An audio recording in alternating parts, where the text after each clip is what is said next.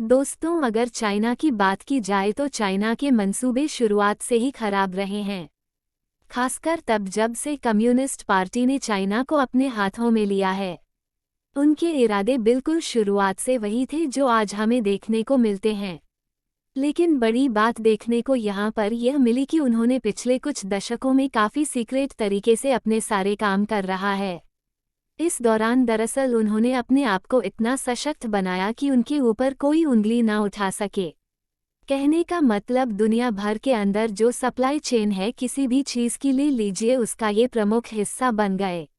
अगर आज की बात की जाए तो लिथियम आयन बैटरी को अब ले लीजिए, दुनिया के 60% बैटरी से अकेले चाइना में बनती है। अब ऐसी परिस्थिति में क्या कोई चाइना के खिलाफ किसी तरह की कोई कार्रवाई कर सकता है? क्योंकि अगर ऐसा करने जाएगा तो चाइना की सप्लाई रोक देगा। पूरी दुनिया के अंदर जितना स्टील प्रोडक्शन होता है हर साल, उसका 53.9% अकेले चाइना प्रोड्यूस करता है।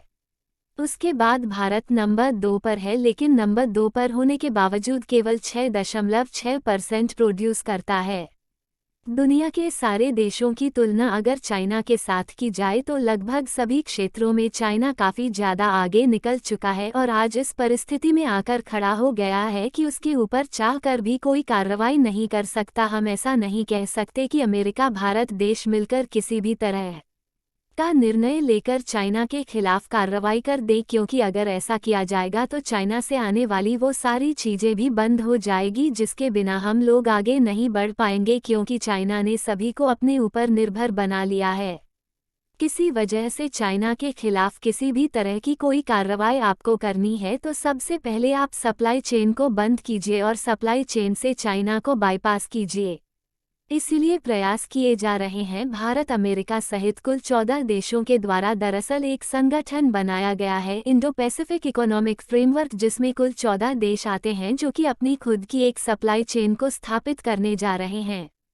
बताए जा रहे कि चाइना पर अपनी निर्भरता कम करने या खत्म करने के लिए और भविष्य में किसी भी तरह की सप्लाई चेन के ऊपर बाधा न आए, इसके लिए भारत अमेरिका सहित कुल 14 देश एक अपनी आपूर्ति श्रृंखला बना रहे हैं और इसी सप्ताह के अंत में डेट्रॉइट में इसकी मीटिंग होने जा रही है, जो कि अमेरिका के मिशिगन में मौजूद है। अब ये जो IPF होगा, इसमें जो देश शामिल हैं उनके नाम जान लीजिए आप। इसमें Australia, Brunei, Fiji, Indonesia, Japan, दक्षिण Korea, Malaysia, New Zealand, Philippines, Singapore, Thailand, Vietnam, साथ ही भारत अमेरिका जैसे देश शामिल हैं। अभी जो IPF है, इस दौरान कुल 3 चीज़ों को लेकर सबसे महत्वपूर्ण सहमति बनी है और वह ये है कि सभी देश आपस में कम से कम बाधाओं के साथ ट्रेड कर पाएंगे, या एक दूसरे देश में अगर ट्रेड करना हो, किसी को कुछ इंपोर्ट करना हो, कुछ एक्सपोर्ट करना हो, तो बीच में जो फालतू की चीज़ें आती, फालतू की प्रोटोकॉल्स आते हैं जो कि सप्लाई में बाधा बन जाते हैं, इन्हें हटा दिया जाएगा। इसके अलावा दूसरी सबसे महत्वपूर्ण चीज़ें वह ये है कि किसी भी तरह के ट्रेड में अनावश्यक तरह के प्रतिबंध शामिल नहीं किए जाएंगे।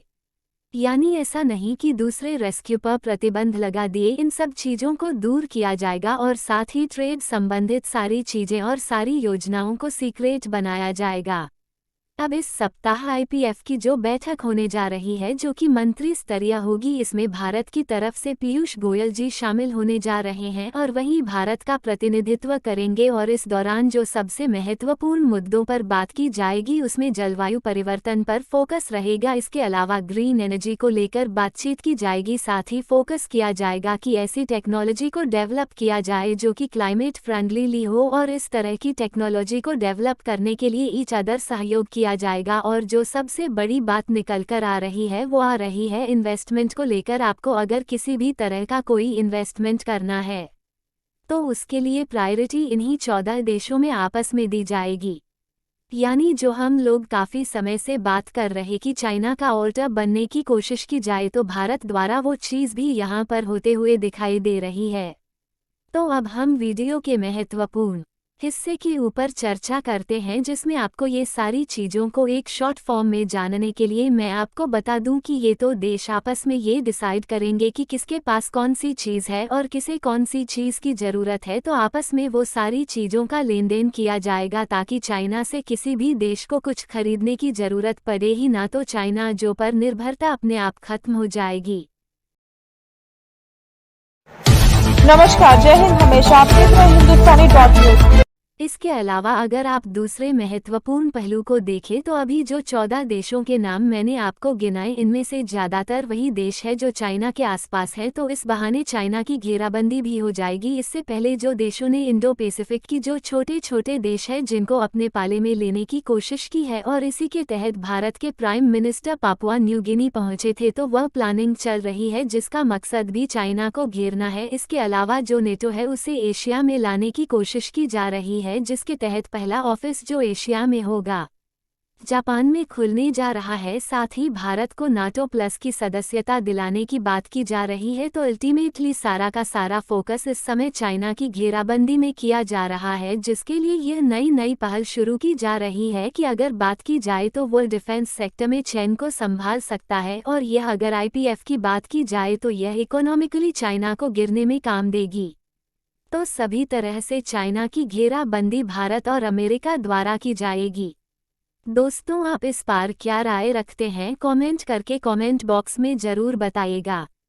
साथ ही ऐसी न्यूज़ पाने के लिए हमारे चैनल हिंदुस्तानी न्यूज़ को सब्सक्राइब कर दीजिएगा। जय हिंद हमेशा। राष्ट्रहित सर्वप्रथम, देश को रखे सबसे आगे। हिंदुस्तानी न्यूज